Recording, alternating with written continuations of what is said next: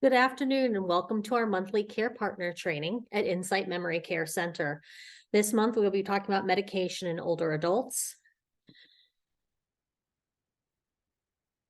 Our mission here at Insight is to provide specialized care, support, and education for individuals in all stages of memory or cognitive impairment, their partners, and the community. A community where those living with memory or cognitive impairment and their care partners can achieve their highest quality life is our vision. We are a leader in dementia care in Northern Virginia. Insight is a nonprofit that was started in 1984 that supports families on their dementia journey. Care, we specialize adult day programs for adults in all stages of their dementia journey. We provide connection by building relationships and supporting care partners on their journey. And with creativity and our dementia experts, we share our knowledge and resources because every journey with dementia is unique. So I would now like to introduce, we have two pharmacy students that are very excited to have join us today to talk to us. We have Nicole DeLalla. She's a pharmacy candidate, class of 2004 at Palm Beach Atlantic University.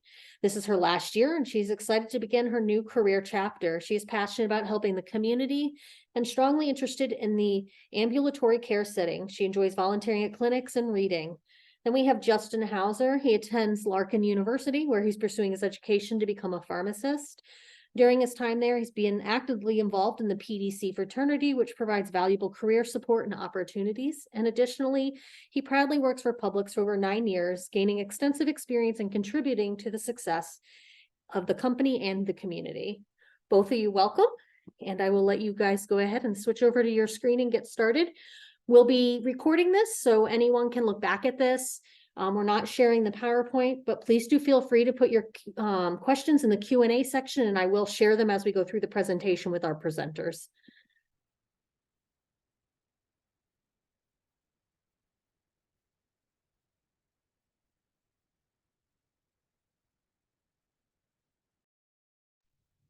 All right. Hello, everybody. Can everybody hear me okay?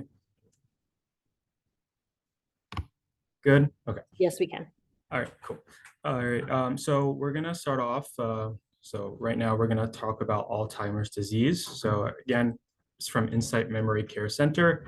My name is Justin. Her name is Nicole, and we're both pharmacist candidates. So for our agenda, we're gonna introduce Alzheimer's disease. We're gonna discuss some adherence protocols, discuss medication safety, some disposal of medications, understand the Beers list, and then look over some common medications you might see. So for what we're gonna talk about first, what is Alzheimer's? So mainly it's just a type of brain disorder that causes problems with memory, thinking, and behavior. But the exact cause of Alzheimer's is not fully understood, but it involves a complex interplay of genetic, environmental, and lifestyle factors. So there is currently no cure for Alzheimer's, but there are treatments and interventions to help manage symptoms and improve the quality of life for affected individuals. And then later on in the PowerPoint, we will go over some of those medications. So researches into the causes of potential treatment for Alzheimer's continue to advance. We're going to talk about one of a brand new medication that the FDA just approved for Alzheimer's. So we have some Alzheimer's symptoms. So we have some confusion with time and location. We have some withdrawal from social activities, difficulty completing familiar tasks, difficulty solving problems, poor judgment, trouble with images and spaces, misplacing items, memory loss, unfounded emotions, and difficulty with words. I don't know if you can see it, but there are 5 in yellow, a yellowish hue, and those are the most common symptoms that you can see. Mainly being memory loss is going to be the main symptom. So we have some non-drug therapies. So we have some high blood pressure management, increased physical activity. We have some cognitive training, behavioral therapy, reality orientation, art therapy, music therapy, and some aromatherapy as well. So I'm going to share a little video about music therapy.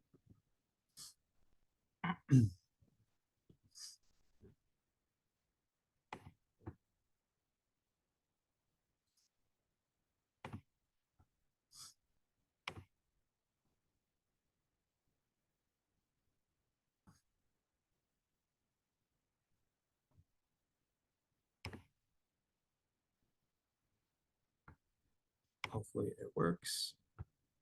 Let's start this presentation over. Give me 1 second. I'm sorry, guys.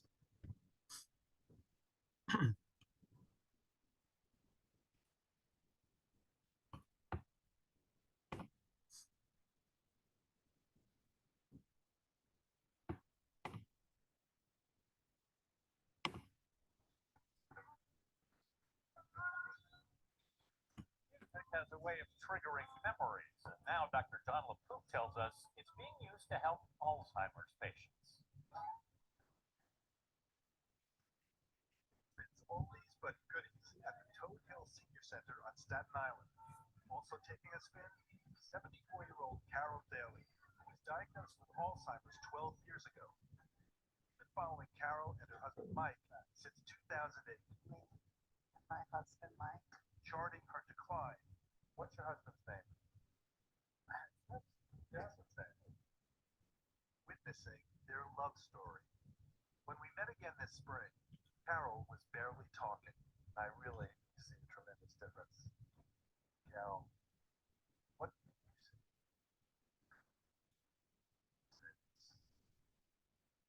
It's what we live so long for. Caregivers like Mike Daly are desperate for anything that can improve quality of life. So we introduced the Dalys to the Music and Memory program created by social worker Dan Cohn.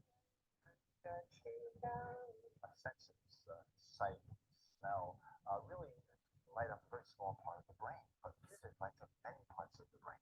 So even though the brain may deteriorate in certain areas, other areas of the brain are still very much there. And that gave Cohn an idea. In 2008, he started handing out iPods to nursing home residents so they could have personalized music. Cobble Hill Health Center in Brooklyn was one of the first to give it a try. A decade later, it's in some 4,500 sites. Okay, we're going to play some music. In the Music and Memory program, family and friends create the playlist. Cohn says the headphones help eliminate distractions. Said Pretender exactly as it said Pretender. So she's on the beat. The music we love is really tied to our emotional system, and our emotional system is still very much intact. That's what connecting it. That's what still works. Emotional for Mike Daly as well. It's more than I can deal with. Poignant, is it a good poignant? Yes. It's knowing that she has a most of all. Now you're looking me right in my eyes.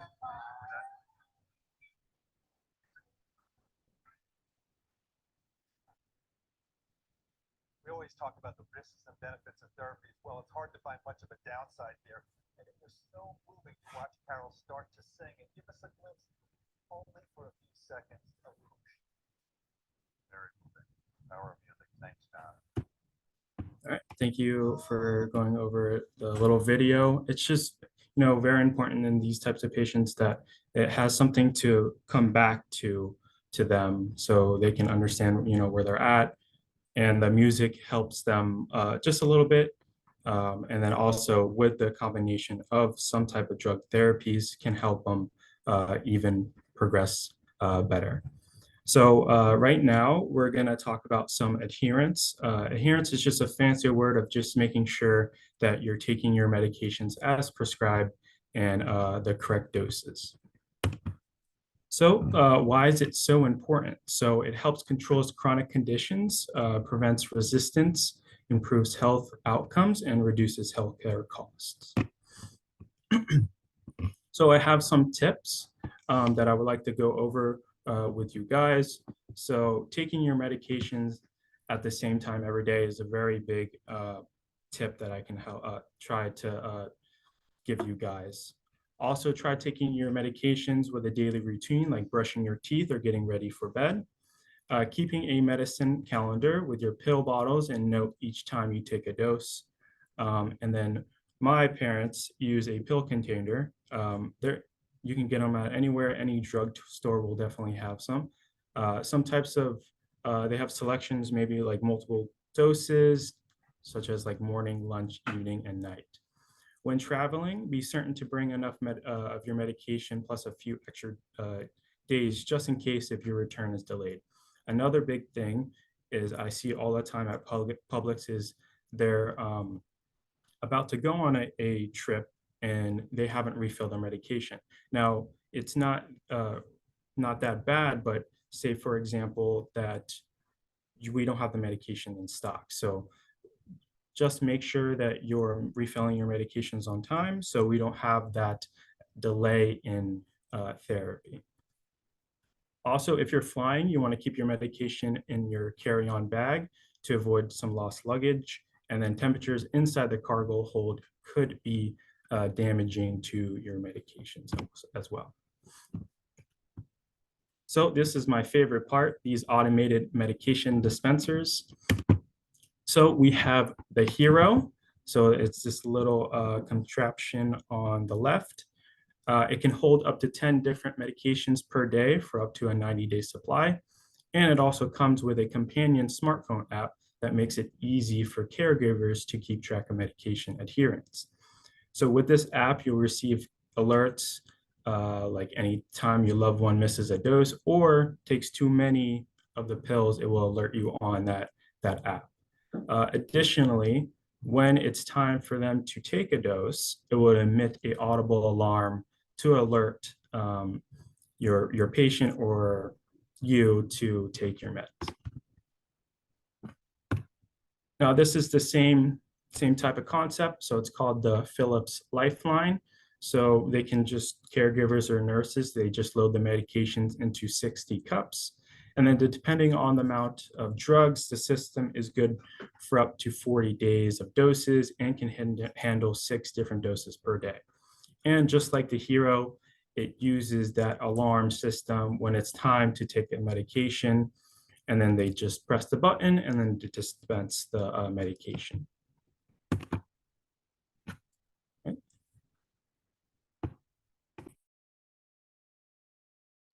Okay, so let's talk about med safety. So medication safety, you can change slides for me. Oh, yep.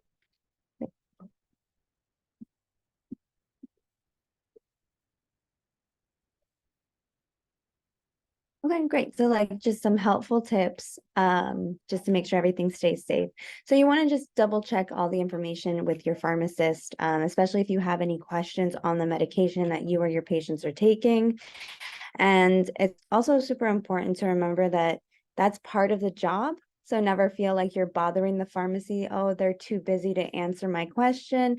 Not at all. It's like, you know, a pharmacist almost bread and butter is to educate patients. So completely, you know, get that out of your mind that you're bothering anybody, you know, in the pharmacy with your questions. Okay. Another important thing is to incorporate your medications into your daily routine. I know Justin mentioned like brushing your teeth and things like that.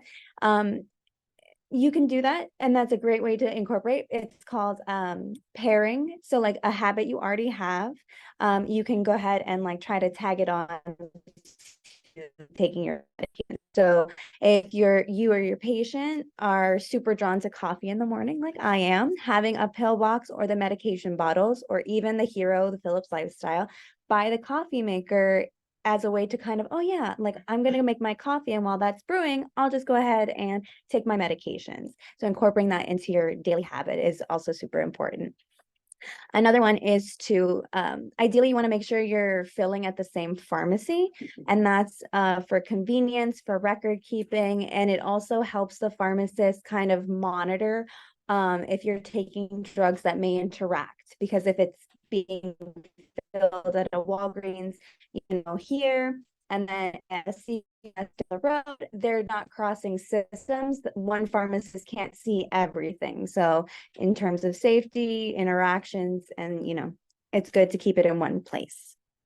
And it's super important also, all of these are important, but to never abruptly stop taking your medications or to monitor your patients so they're not just all of a sudden stopping their medications without letting the doctor or pharmacist know. When you stop some medications, it can have really bad side effects or even what's called like rebound symptoms. What you're trying to treat comes back and a little bit more aggressive.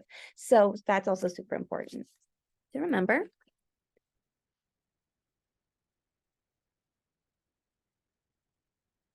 Okay, so let's talk about storing the medications. Typically, you think when, I'm going to put them in the medicine cabinet in the bathroom. And although like that's the common place people put them, it's also not the most ideal. And the reason for that is the shower, the humidity in that closed room can actually get into the pill box, get into the, the bottle, and actually start degrading the medication. So it's actually more appropriate to store it in the kitchen or somewhere that's a little bit doesn't have those environmental like issues like the humidity. But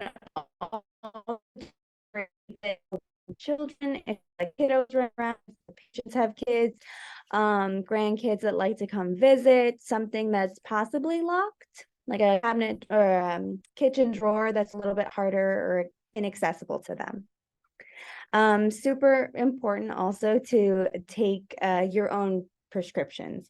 So you may have other family members, multiple patients in one household that are on a numerous amount of medication. A way to kind of help with that is, patient A's favorite color is their pill box. So the pill box color is patient A's favorite color. And then patient B, their pill box is their favorite color. And then that way it helps kind of delineate who's got what pill box. So that way it's like, oh, but it's both white kind of situation.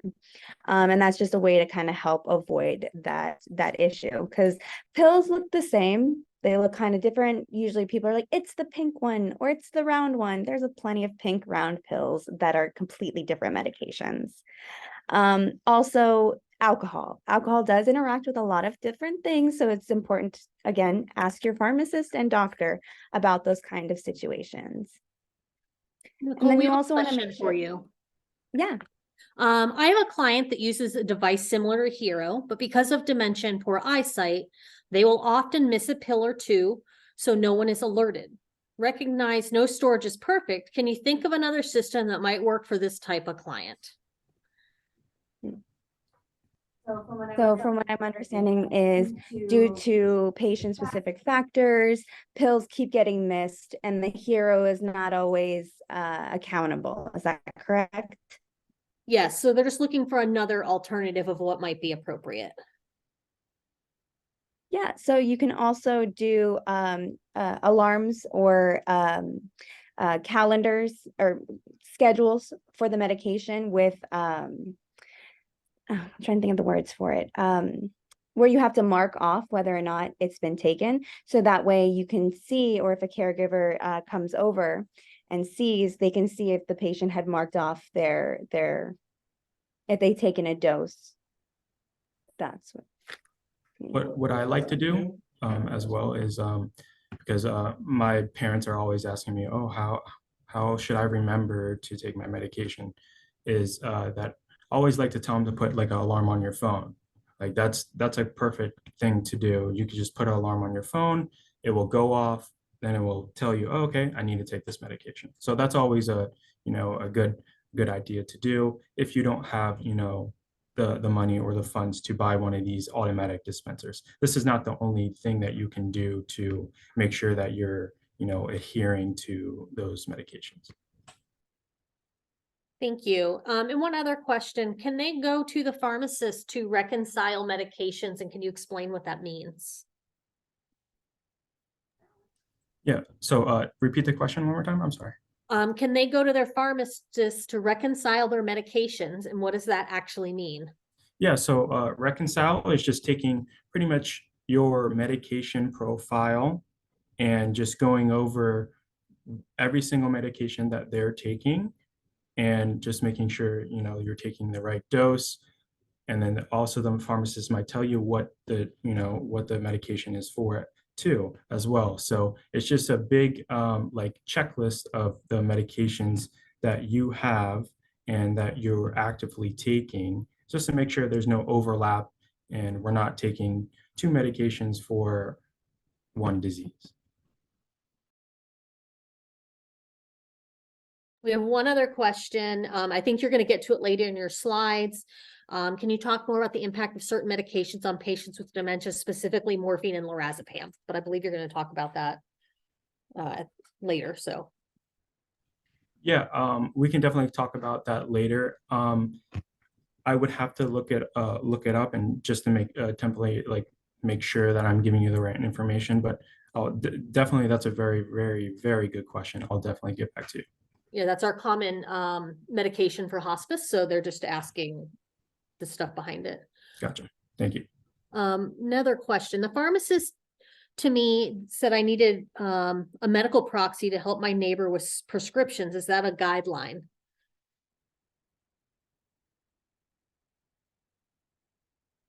I'm not sure exactly what they're asking. I know I've picked up medications for other people before without a problem, so I don't know if it's. Oh, I understand. So they're asking if they can, like, their family member can go pick up the medication. Is that? Oh, they would not review the prescription with them about regarding the other person. Is that normal standard?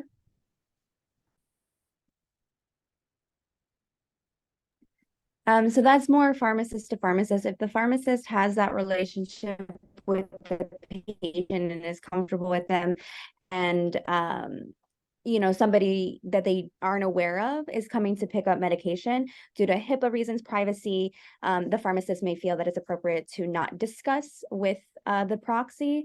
I would suggest in those situations to have the patient call to inform the pharmacist or pharmacy staff, like, hey, I'm having somebody pick up these medications. Excuse me. It's, confirming that it's okay to discuss, important details of their medication with them so they can relay it, to the patient after. Just having that initial conversation with the pharmacist, give them a heads up. So that way they're aware that the patient may not be as mobile or as, cognitively aware of what's going on. And that should help with, avoiding that kind of All right, thank you. So that she just said thank you. They said I could pick it up, but not discuss with them without a medical proxy, even if the patient was there with me. Which I haven't quite heard that before. That seems a little strange, but maybe it's just that particular pharmacist. Yeah, that could possibly happen. It's definitely up to, the pharmacist's discretion, but I'm not like 100% sure on that. All right, you guys can continue. Thank you. Thank you so much. Thank you for all the questions, by the way.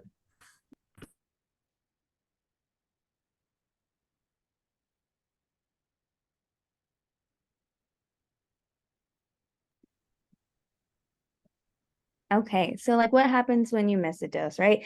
We have very busy lives, we forget, it's human nature. So it's important, like if you remember, when you remember, go ahead and take that dose. However, if it's closer to the next dosing time, you can skip the dose you missed and continue at the next scheduled time. Meaning, if you normally take your medication in the morning, and let's say at 8 a.m., you forget a dose, and you remember at 2 p.m., that's okay. You can take it, when you remember. But if it's like, 10 o'clock at night and you wake up early in the morning, it may be better to skip that dose that you missed in the morning and then continue the next morning on schedule, if that makes sense. But it's very, very important not to take two pills or two doses at the same time. That's just not something you want to do. So just the one dose, the one time, moving forward. It's also important, if you noticing that your patient or yourself are missing doses, to kind of, keep track of that. Oh, I missed a dose here, I missed a dose there. It's not because, we are going to scold you or you did something wrong. It's more of, so we're aware that therapy wise, you know, you may not be at goal. So it's just a way for us to kind of, you know, be aware of it and also come up with ways that work best for you or the patient, to kind of help avoid that in the future. So if they miss a dose, Nicole, and Mhm. it's late, the pharmacy's closed, the doctor's office is closed, is there a number they can call to ask if they should skip it or take it? Should they call their nurse hotline with their insurance company? Like, what do you suggest? If that resource is available to them, I would definitely, if they're, you know, really just like in the gray zone, for sure. That would be a great resource to have and to utilize if available. Great, thank you.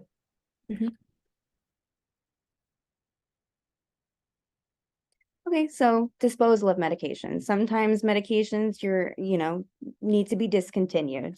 It happens. So what do you do with that? And then the next few slides will go over that. So one thing that's to keep in mind, really in the forefront, is if you have medication that you or your patients no longer use, do not flush that down the toilet. I said, do not flush that down the toilet. And the reason why is because when you flush that down the toilet, you can actually contaminate the water supply in the local area. So to avoid that kind of, you know, large population health risk, it's best to avoid that option, okay? And then we'll go over more safer options to dispose in the next couple of slides. So some options are to use a permanent drop box or what's called a national drug take back days. So certain facilities will have these drop boxes that you're able to drop your medications off in, and they will dispose of it in appropriate ways. Another option is called a deactivation kit. And and those are available at the pharmacy, and it's essentially a way to deactivate. It's a powder you can mix with water with the medication, shake vigorously, and it essentially just turns the medication to mush, useless mush. That's then, you know, it'll give instructions on proper disposal of where to throw it away.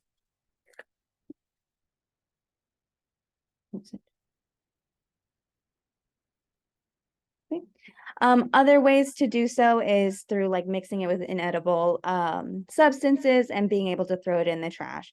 So like sometimes you can use kitty litter, coffee grounds. Again, don't throw that down the toilet. And then you just mix it in a sealable bag. It dissolves and makes the medication less desirable also for people or pets and to get to. Seal it up, you throw it away in the trash, and that's that. In terms of like injectable medications that the patient may be on, insulin needles, insulin pens, syringes, and things like that, it's time to have a sharps container. And a sharps container is just essentially a hard plastic box, if you will, that's designed to prevent needle sticks and to avoid blood borne pathogen spreading. And on them, they'll have like a number to call or instructions of where to go for those proper disposals. So those are something to also keep in mind when you're finished with medication.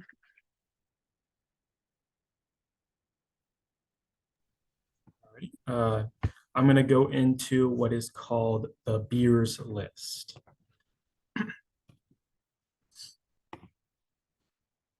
So first of all, we need to know what the Beers list is. So it includes a list of certain medications worth discussing with health professionals because they may not be the safest or most appropriate options for older adults. So in the next slides, I'm going to be going over two main, very big pharmacy categories and medication categories that are pretty much usually older people pretty much take. So the first one is antihistamines. So Benadryl. Benadryl is not too good for older individuals. So Benadryl can cause confusion, some blurred vision, constipation, dry mouth, and trouble urinating. So we have some, alternatives. Always use this saline spray if I have any type of congestion in my nose. You can use Allegra, you can use some Claritin, and then if you're having any itching, you can use some moisturizers as well. But very big to understand, just because you're taking Benadryl, that doesn't mean that you should stop taking it immediately. You just want to definitely discuss it with your physician before you make any changes. All right, so the next big one is the sleeping aids. So we have some prescription sleeping drugs like Lunesta, Sonota. We have some Ambien as well. Those can be a little bit controversial, but we want to recommend some alternatives is some sleep hygiene. So sleep hygiene is just making sure that you're getting a proper amount of sleep, and they usually want to have you get some sleepy like 7-8 hours. And then melatonin, you can take that over the counter. You just want to make sure that you're not overtaking the melatonin as well. So very important. So if you're on these medications that I just list, don't panic, because it could be you could panic, but you don't want to panic too much, because the doctor is aware of the Beers list and has considered the risk/benefits of you or your patient being on one of the medications on the Beers list. It's just very important to have that conversation with the doctor, because the doctor is the one, prescribing the medication. If you need it, they want you to have you get put on it, and they already did that kind of risk/benefit reward with those types of medications. So we're going to go into some of the common medications that you can see with Alzheimer's disease. So one of the medications is called donepezil. So it comes in two forms. It comes in a tablet and a patch. The tablet, the doctor is initially going to start you on a 5 milligram once a day, and then the doctor can increase it to 10. And then if the patient is doing well, the doctor may increase it to 23 milligram once a day as well. For the patch, the initial dose is 5 milligrams per 24 hours once weekly, and then the doctor can increase the dose to 10 milligrams as well. So for donepezil, some useful information. So for the oral tablet, you do not want to crush or chew. So this is one of the medications. You do not want to do anything to the pill. Just take it regularly. Do not crush it. Do not chew it. Do not split it in half. And then also you want to take it with or without food. So it's up to what the patient wants to do. For the patch, so you want to apply to clean skin. So you can take just like a Lysol wipe or an alcohol wipe. You definitely want to wipe the skin before you put it on, and then you want to store it in the refrigerator as well. For application, you want to put it up to upper buttocks. You want to put it up the upper outer area of the thigh, and then this is very important. You don't want to put it in the same spot you did last week. So you want to rotate the sites every single time that you're putting on the patch, just because we don't want to have any irritation to that skin and cause, some skin damage. You can also bathe with this patch as well, so that's a big plus. And then if you want to discard it, so mainly in the trash, you do not want to flush it down the toilet, just like Nicole talked about as well. You mainly do not want to flush anything down the toilet. Now, if the patch falls off, or if you miss a dose, you're just going to apply that patch immediately. If you see it's coming off, it's not sticking to the skin very well, you want to just take it off and then replace the patch every 7 days later. So Justin, can you tell them why it's important to have it on the thigh or the buttocks? Yeah, so a lot of people put it on their back. Yeah, so for this specific medication, they did studies and looked at, where they want to, what site has the best absorption possible so they can, get the full effect of the medication. So they looked at all the areas of the skin and found that the upper buttocks and the thigh is definitely the best place to put this medication. Thank you. So we have the next one, rivastigmine. So the dosage forms is same thing. So we have a tablet and a patch. So for the tablet, the doctor may initially start the patient on a 1.5 twice a day, and the doctor may increase it to 3 milligrams twice a day as well. For the patch, it's just going to be a little bit higher dose with 4.6 milligrams per 24 hours once daily. And then the doctor can also increase to 13.3 and also every 24 hours as well. So some useful information. So for the oral tablet, you can just take it with meals. So it's usually a twice a day thing. So you want to take it in with breakfast and you want to take it with dinner. For the patch, so like she just asked the question. This one, they looked at the same areas of the body, but they saw that if you apply it to the upper or lower back, and you can apply it to the upper arm or chest. So they found out that's the best absorption for that specific medication.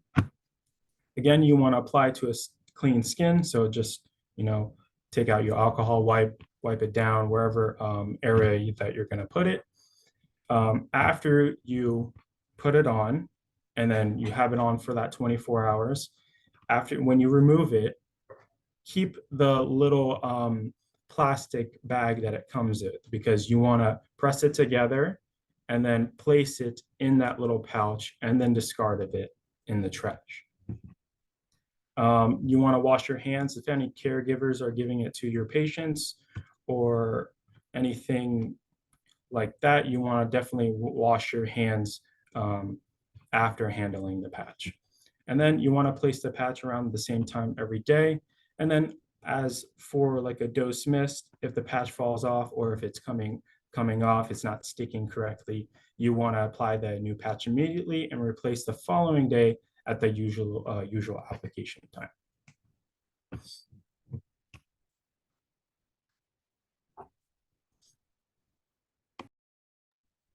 Okay, so next we have galantamine.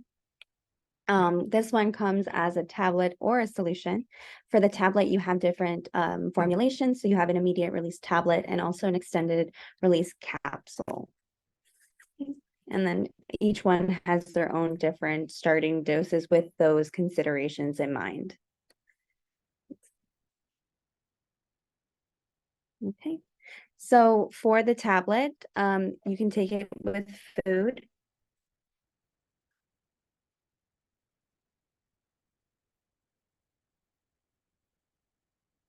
Oh, sorry, give me just a moment. I'm having unstable Wi-Fi.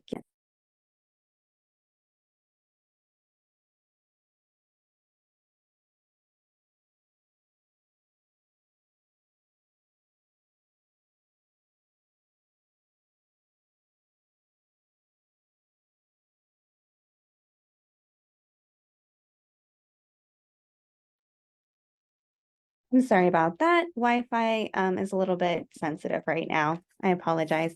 So going back to it, so galantium, the oral tablets can be taken with food.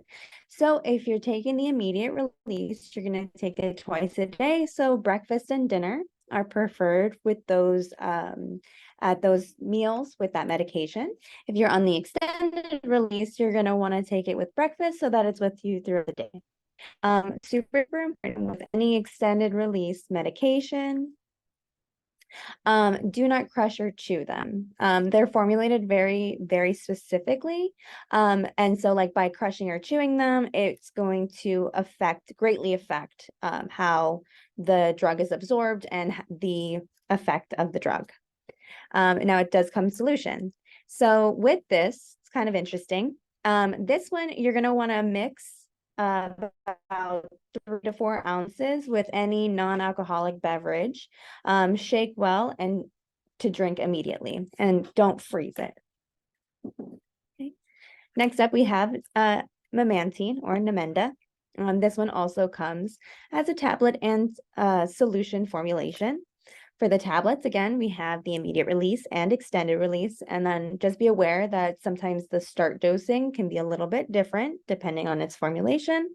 But again, like I said, if you had any questions or you started questioning, why is it this dose and not that dose, always, always, always feel free to call the pharmacy. Okay. Can you change? Okay, and then here, with the oral tablet, can be taken with or without food. You can, for this one, for Namenda or memantine, if you notice the patient has a hard time with pill swallowing, this one is formulated to be broken apart and sprinkled on like applesauce, or for and then it should be taken immediately. It's important to keep it with applesauce because studies that they did was with applesauce, and they showed that it was still effective using that as the medium. And then it does have to be done, it does have to be taken immediately. So it's not something a caregiver can like prepare ahead of time for the patient, or for the patient to, kind of set and forget. Like they're going to have to like sprinkle, mix, and eat. And then with this one, for the solution, you're going to want to slowly administer it into the mouth, but you want to just make sure that it's not mixed with any other liquid. And before you guys continue, I just want to introduce in the room with them is Tina Rodriguez. She's the PharmD clinical coordinator at Broward Health North, and she might be able to answer some of the med questions. Hi, Tina, and welcome. That you guys are putting up in Q&A. So I'm going to let them get through the rest of the meds, and then we'll bring up those specific questions. So now we have Leqembi, which is the new kid on the block, or also called lecanemab. Now this one, what's interesting is it's an IV infusion. This one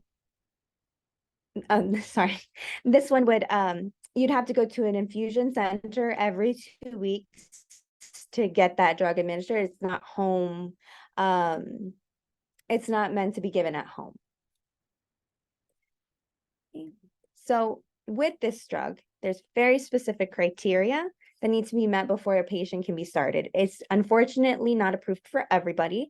Now, some of the bullets below are some of the kind of scans and procedures that are required. Patient eligible. It's important to keep that in mind, that this is something to constantly be keeping up with. Also, such as like a PET scan or lumbar puncture prior to starting, and then continuing getting consistent brain MRIs moving forward. Okay. Okay, thank you for your time. What questions can we answer for you? Okay. So can you talk more about the impact of certain medication on the patient's dementia, especially morphine and lorazepam used by hospice? Can you repeat the question, Melissa? Just what is the utilization of those in hospice? Can you talk more about the impact of certain medications on patients with dementia? So if they're on hospice and they're given morphine and lorazepam, what should they be expecting? Should they not take it? What are your...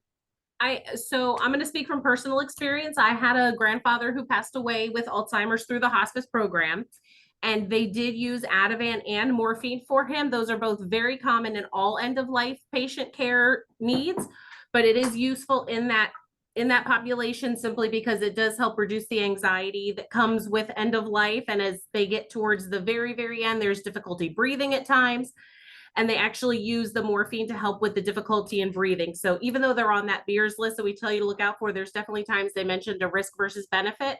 And in this case, it's definitely the benefit would outweigh the risk. And it is clinically appropriate, in my personal and professional opinion, to use those medications. Thank you.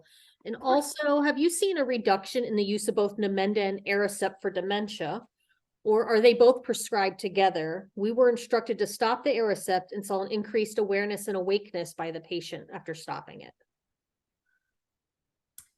I think it's one of those medications that I think it happens with a lot of kind of neurological conditions. And this is something we see in Alzheimer's, that it's a very patient dependent response. The physicians look at it as things in their toolkit. There are standard guidelines that are followed that they say start with step 1, you move to step 2, but each patient is going to respond a little bit differently given potential, concurrent diseases or just their baseline status. So I would definitely, it's a one-on-one conversation with your prescriber. We do see both being used. There's a point where sometimes they will say, stop the Aricept, continue the Namenda. I know we did that with my grandfather, again, personal example. So I think it depends on each person's individualized response. And sometimes they help, sometimes they don't. Unfortunately, we just have to take those chances and see what happens.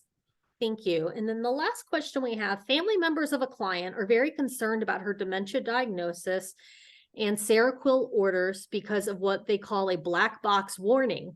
What is your response to this besides the benefits outweighing the risks? Does that not hold weight with them? So this is definitely a conversation we have in the hospital frequently. I've had it with patients, families, providers. It definitely, there is a black box warning for a reason. There is data that tells us in certain populations, risk is higher. We take that as a given. And again, it becomes if their safety becomes a bigger concern, and I will go back to my personal example, my grandfather, who was a plasterer, would pack his suitcase and try to go out the front door in the middle of the night to go to work.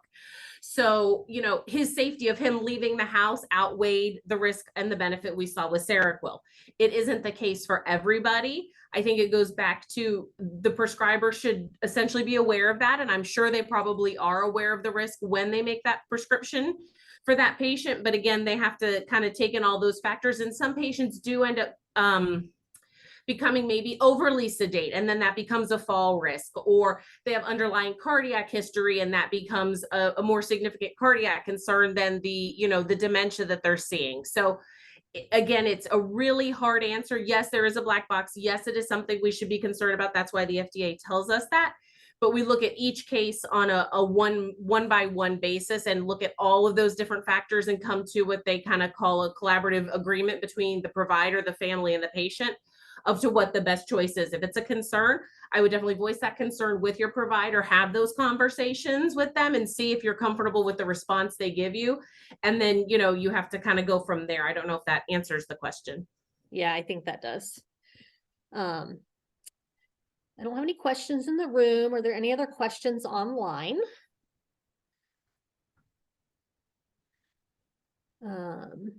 Not seeing any pop up. So thank you guys very much for your time and answering questions. Insight supports families through this journey, both locally and nationally. So feel free to reach out if you're not local. A couple ways we get support to make these programs continually free is through IRA and other gifts, monthly donations, and workplace giving. And you can always go on our website and see our upcoming events through October. There's other ones online as well at insightmcc.org. And last but not least, there's my contact information, but I just want to thank Tina and her students for being here today. We truly appreciate it. If you need more information on the new Alzheimer's med, we did do a webinar with Dr. Turner from Georgetown University, and it is on our webinars. You're more than welcome to look there. And if you have any questions about the local medications, lock boxes and disposals and stuff, please feel free to reach out to me and I can get you that information. We had another, see if we have lots of thank yous. They were very, very happy with everything. So if you guys have any questions, reach out, but thank you again to all of you. And we will see you next month. We'll be talking about difficult behaviors and how to manage them through the dementia journey. Thank you and have a wonderful rest of your week. Thank you so much. Have a nice day. Thank you. Thank you. Thank you.